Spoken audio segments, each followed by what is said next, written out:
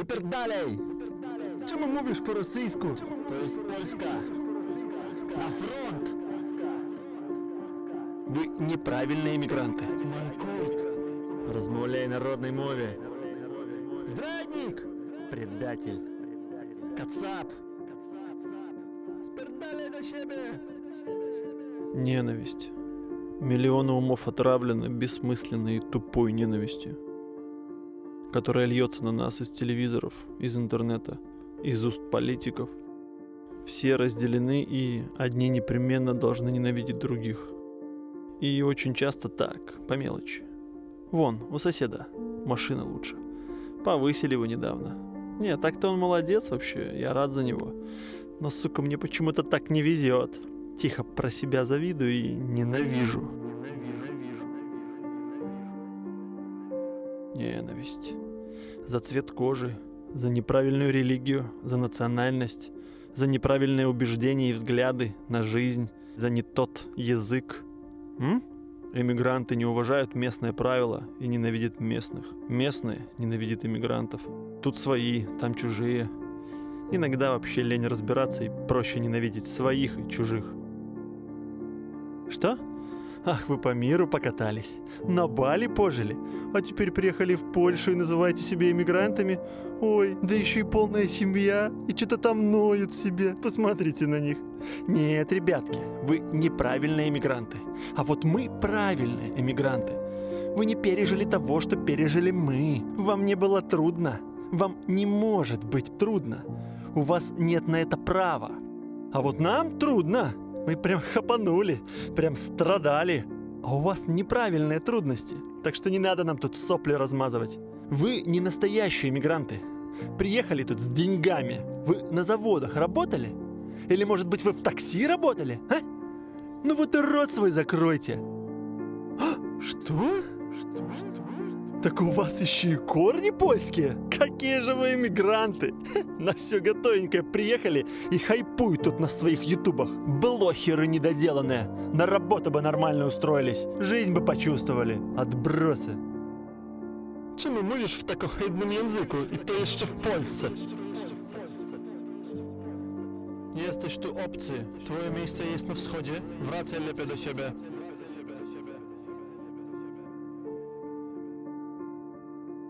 Что? Вы любите родину, в которой родились? А чому гэта не размаўляеце народнай мове? Відавочна, што не ведаеце яе навогул. Павінна быць сорамна. Нет у вас родины. Предатели и халявщики. Нет у вас родины. Что говорите? О, вы за добро? Тьфу на вас, лицемеры! Избалованные инфантильные предатели в розовых очках и на розовых единорогах. Про добро они нам тут рассказывают. Это из-за таких, как вы, войны начинаются. Где вы были со своим добром, когда мы тонули в горе? Пустить бы вас на фарш. Я бы поглядела, как из вас добро полезет. Добра они нам тут желают. Ты в задницу себе свое добро засунь, ага. Жизнь у них хороша, песенки себе поют. В Польше солнце у них светит, посмотрите на них. Выродки.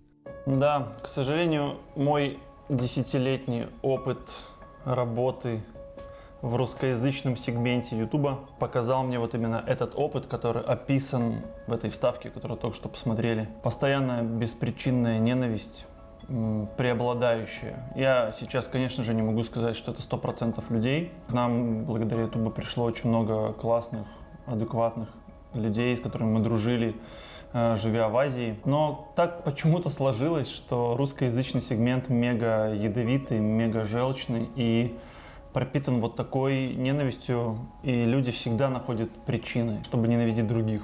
Это же просто такая цепная реакция, да?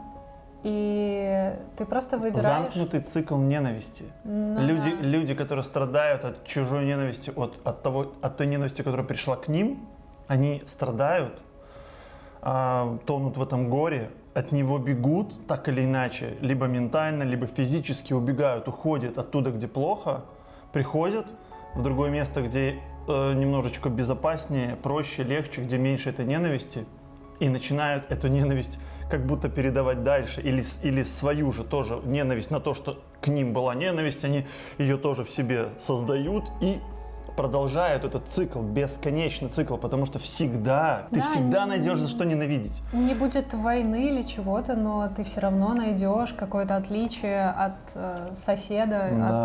от другого человека. Ты все равно найдешь эту почву, да. Причины на самом деле, они никогда не закончатся. Но то, что мы точно можем, это привнести в свою жизнь больше осознанности и положить этому конец. Хотя бы приблизиться к этому, да, потому что, как говорил Ганди, да, всем известное выражение про то, что начинать нужно с себя, если ты хочешь что-нибудь изменить. И я в этом вижу глубокий смысл. Все хотят, чтобы что-то было лучше, чтобы тебе кто-то принес счастье, добро, чтобы к тебе было хорошее отношение, чтобы к тебе пришло благополучие. Но в то же время так как-то парадоксально сами не начинают действовать.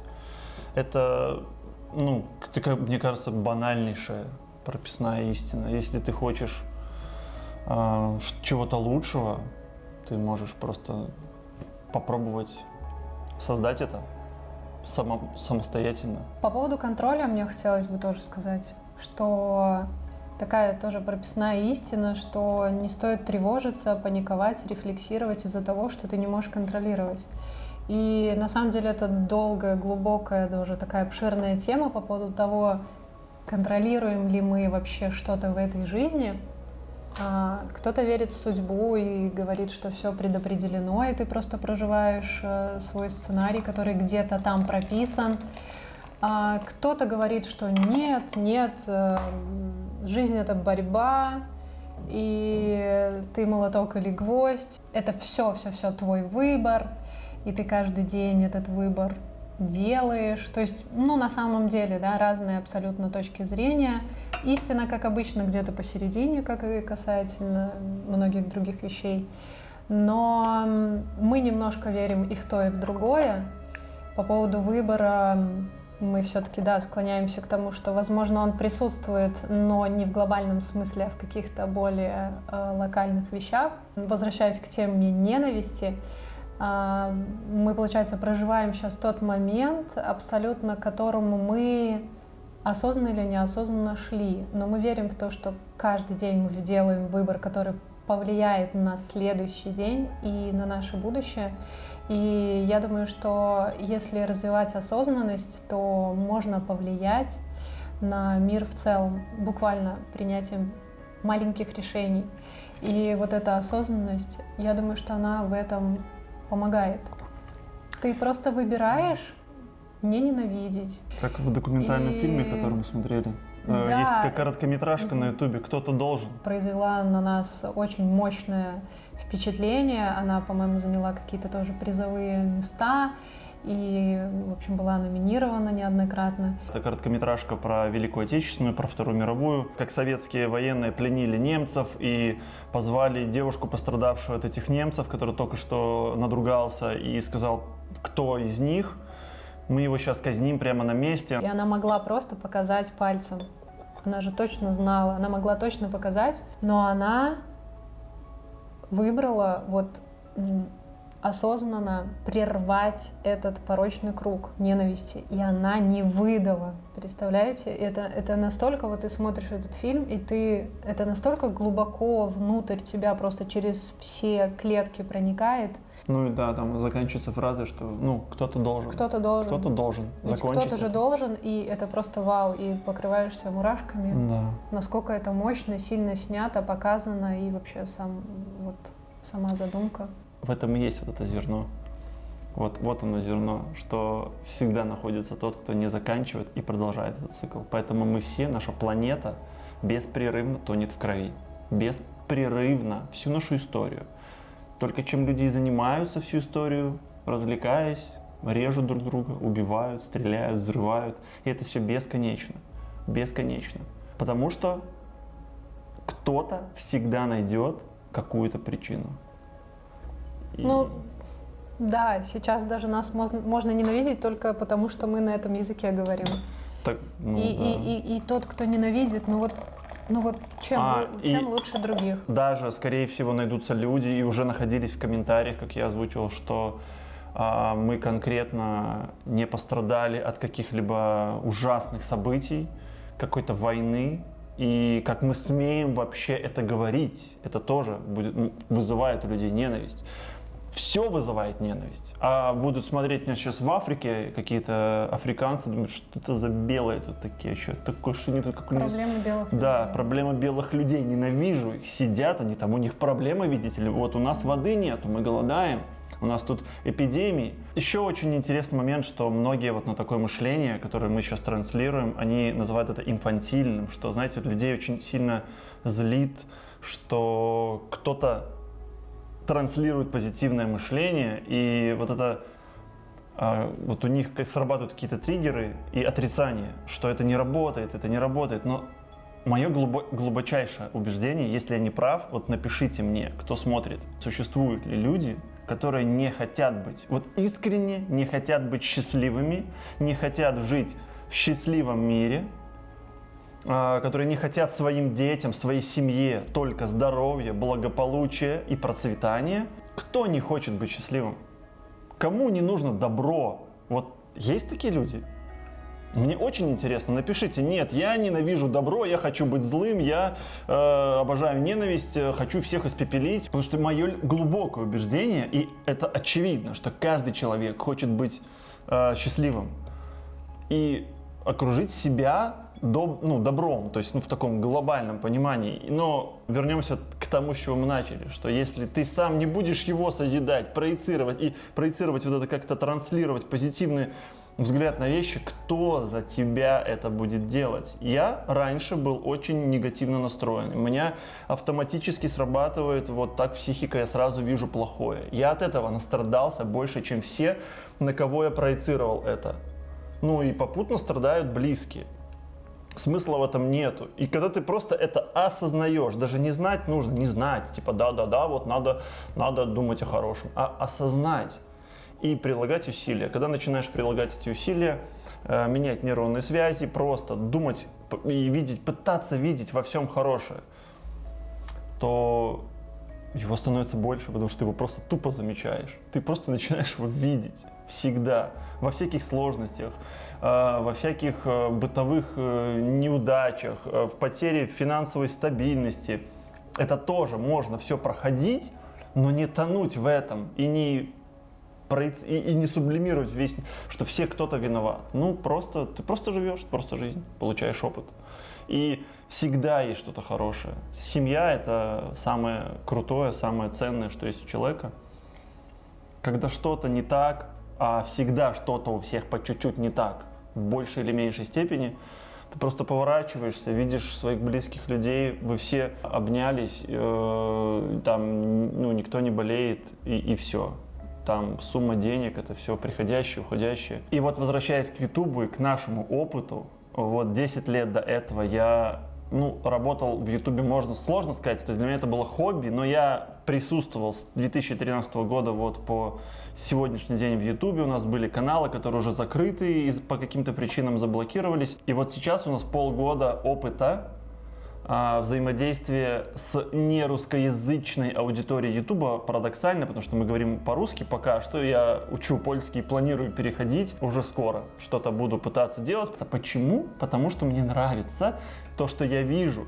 Когда я увидел, как польская аудитория реагирует на видео, даже на чужеродном для них языке. Многие поляки не воспринимают русский язык. Все равно, несмотря на это, колоссальное количество поддержки и позитива, даже когда я говорю на русском. И я просто не мог поверить, что это я вижу. Вали на восток, да, тоже было. Вали к себе на восток, что тут приперся. Но это мизер в процентном соотношении. Поэтому для меня это, конечно, большое открытие и очень приятно. И спасибо всем за поддержку. И всем русскоязычным, потому что на украинском, на белорусском, на русском, но в основном на польском языке мы сейчас получаем гигантскую поддержку. Для создателя контента это максимально важно, потому что когда нет поддержки, то руки опускаются. Спасибо всем за позитив, за добро, за поддержку и за то, что вы с нами. Возможно, начнем скоро говорить по-польски. Я думаю, это будет, конечно, не просто страшно из-за того, что я начну коверкать чужой язык, и это вызовет какой-то тоже хейт. Это вот, короче, это просто уже личная проблема, в общем, вот. Так что вот такая наша позиция по этому мнению. Мы простая семья, которая пытается не сойти с ума в этом безумном мире. Просто мирно жить, растить детей. Мы просто люди, которые стремятся достойно прожить отмеренный нам срок. Мы стараемся жить по совести и нести ответственность за себя и свою жизнь, за свои поступки самостоятельно. Что-то получается, что-то не очень. У нас были разные периоды. Были взлеты и падения. Были легкие периоды в жизни и были сложные. Мы делали много ошибок, как и все люди. И продолжаем делать их каждый день. Мы простые люди.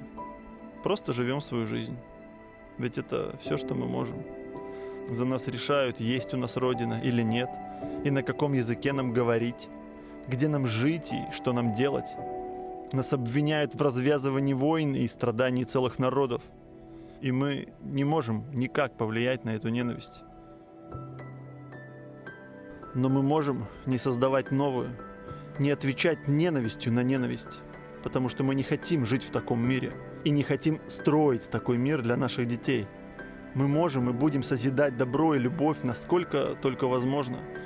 Мы пытаемся быть счастливыми, создаем свой мир для себя и детей, ограждая его любовью и заботой. И это растворяет любое зло и ненависть. Тьма — это лишь отсутствие света. Когда начинает светить первый луч, тьма исчезает. И это наш выбор. И выбор сотен людей, которые оставляют под нашими видео свои прекрасные комментарии, полные добра, участия и поддержки. Все мы хотим быть счастливыми. Никто не хочет уходить из жизни с мыслями о том, что как же я все ненавидел, и оставить после себя лишь тлеющую злобу. Мы все перед уходом будем вспоминать лучшие моменты и жалеть о том, почему мы не создавали их каждый день в своей жизни. Мы будем жалеть о бессмысленных ссорах и злости, которую несли на протяжении всей жизни. И правда в том, что каждый человек может сам выбирать, как прожить свою жизнь.